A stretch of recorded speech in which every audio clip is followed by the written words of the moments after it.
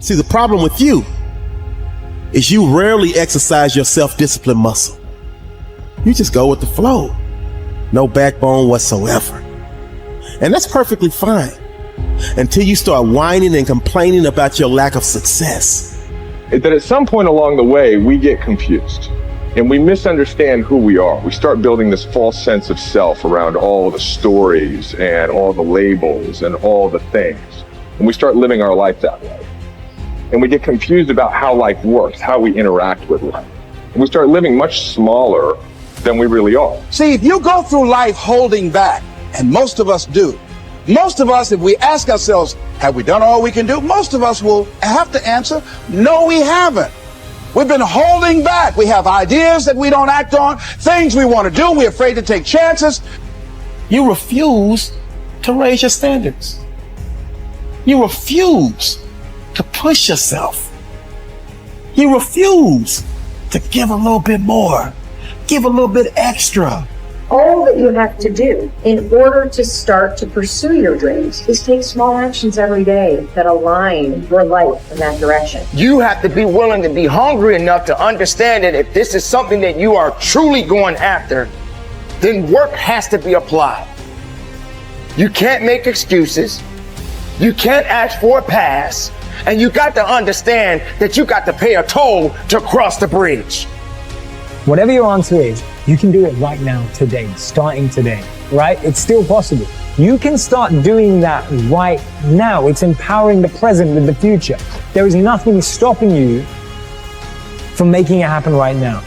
You never ever have to feel that way if you start doing it right now, and you can do it right now. The thing about self-discipline is that it is necessary for everything you do in your life. You have to be self-disciplined.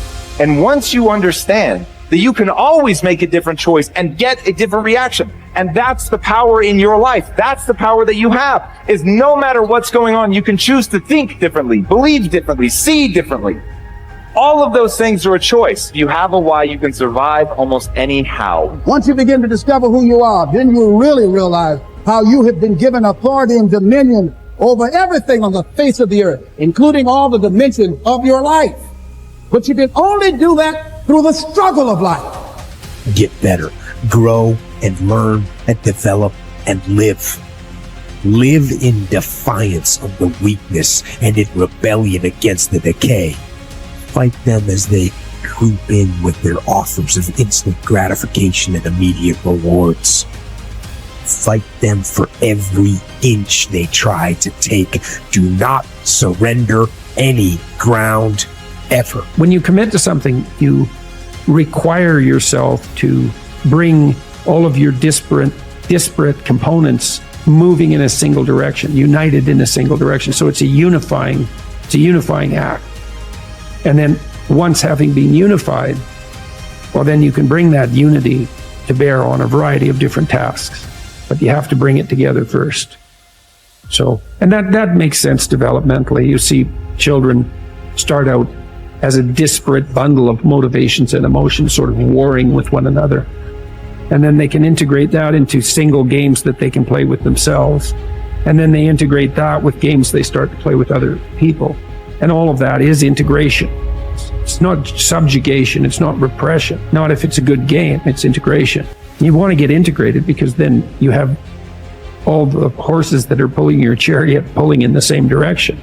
And you're much more likely to get to where you want to go then, and also much more likely to specify a good place to go.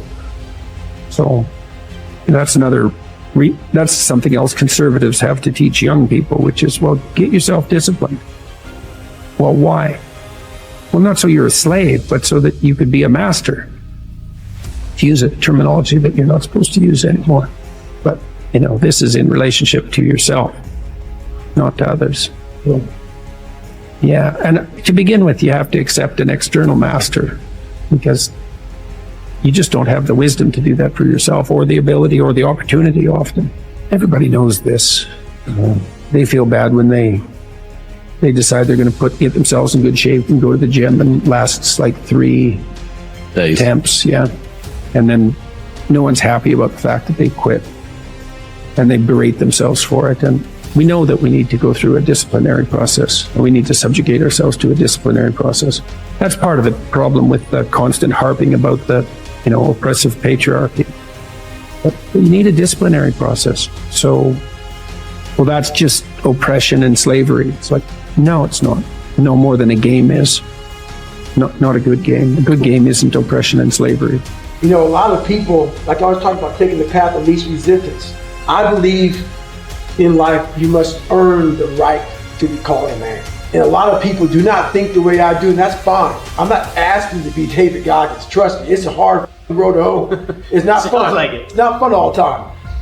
But the thing about it is, you have to look, I looked at my hardships as challenges. Once I got over the pity party, because I went through that phase. Of course. I'm a normal human being. But I realized that got me exactly where I was at, even worse. As I looked at those challenges the way most people do, woe is me. Why the fuck can't I get a break? Why? I wished I was better. I wish my parents were better. I wish I had a better education. I wish this, I wish that. They have all these wish sandwiches. I started realizing, how can I figure out how it can work for me? So the one thing we don't do is when we're in that dark place is a great learning environment. If you can sit back in a dark place and find quiet to just think, there's so much power in your failures, in your suffering. Because why? You're still alive. You're still fucking here. So you gotta look at that shit. My God, man, this is power, man. Like, now I got afflicted. How many men would be able to do what I'm about to do, what I'm about to try to do? Like, literally, what gave me strength was when I was at the worst of my worst. How many men would even fucking say they want to try to be a Navy SEAL? I'm at the worst spot of my life. Like, I can't even walk down the street, let alone run down the street. And I'm gonna now call a recruiter up and try to be a SEAL. There's a lot of power in that. But people don't see it there. They see, man, that's stupid. I had this voice in the back of my head that I kept on running. I was afraid of water. I was afraid of dealing with things that made me feel unaccepted. I didn't accept myself. So I kept on going towards things that I felt good. Let me go this way, because something kept on saying, fuck you, you have it, man. You got it, man, but you're gonna have to fail a lot.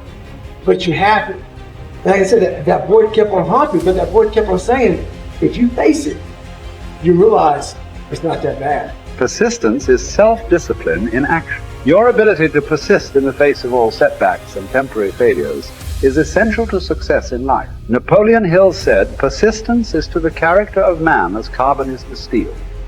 The primary reason for success is persistence, and likewise the primary reason for failure is lack of persistence, quitting too soon. There is a direct link between self-discipline and self-esteem. Each time you discipline yourself to do what you should do, then you should do it. Whether you feel like it or not, your self-esteem increases. This, why there is direct relationship between self-esteem and persistence. Each time you persist and force yourself to continue on, even when you feel like quitting, your self-esteem goes up. Each act of self-discipline strengthens every other act of self-discipline. Every act of persistence strengthens every other act of persistence. When you discipline yourself to persist over and over, you like and respect yourself more and more. You become stronger and more confident. Eventually, you become unstoppable. Persistence is its own reward. Every time you force yourself to persist on a task, whether it is large or small, you feel happier and better about yourself. When you go the extra mile and do more than you are paid for, or more than is expected, your self-esteem goes up.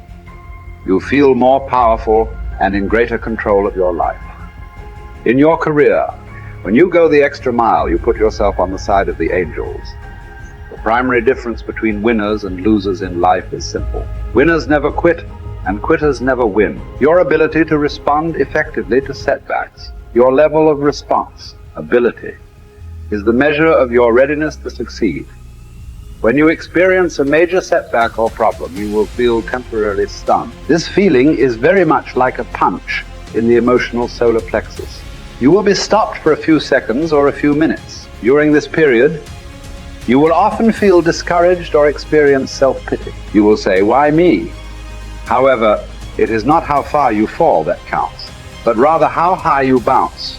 Your aim is to bounce back as quickly as possible. Resilience in the face of unexpected reversals is vital to long-term success. Remember the warrior's creed. I will lay me down to bleed a while and then rise and fight again. Don't be surprised, shocked, or set back when things go wrong. Your best laid plans will often fall apart. Instead, expect disappointments and setbacks as a part of life. Take a deep breath, pick up the pieces, and continue onward.